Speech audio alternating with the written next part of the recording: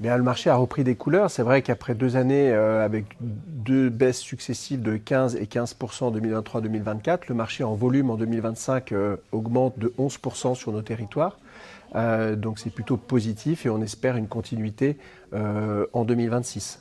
Toujours un marché tendu dans le neuf, hein. Oui, alors dans le neuf, les projets sont quand même vraiment à l'arrêt. C'est compliqué, les prix sont élevés et les projets ne sortent pas vraiment des cartons.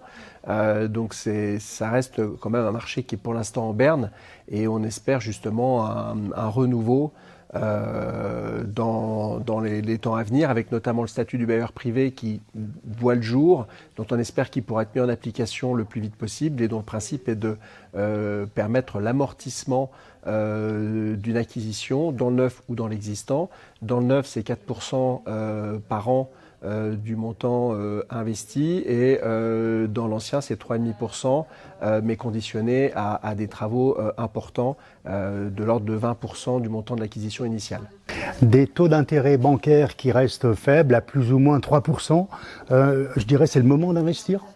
Oui, donc c'est vrai qu'après une hausse très importante et subite, extrêmement violente en 2022 jusqu'à fin 2023 de la hausse des taux, après une période où ils étaient historiquement bas, les taux qui étaient montés jusqu'à plus de 4% sont redescendus aux alentours de 3%, je dirais 3,20 à peu près, et ils se stabilisent. Par contre, jusqu'à quand, on ne sait pas. On nous annonce possiblement des hausses en 2027, donc c'est à mon avis le bon moment de concrétiser un projet en 2026 pour profiter à la fois d'une inflation qui est plutôt maîtrisée, de taux d'intérêt qui sont encore relativement stables et qui ont resolvabilisé un petit peu les candidats acquéreurs, et puis également des prix qui restent en légère hausse, mais corrélés plus ou moins à l'inflation.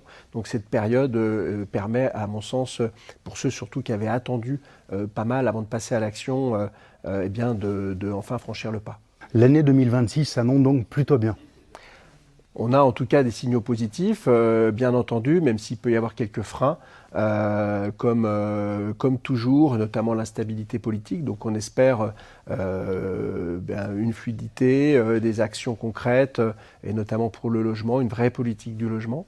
Mais on a quand même, nous spécialement dans le territoire, la chance d'avoir un dynamisme, notamment économique, grâce à l'industrie, grâce au tourisme, et qui porte malgré tout nos activités.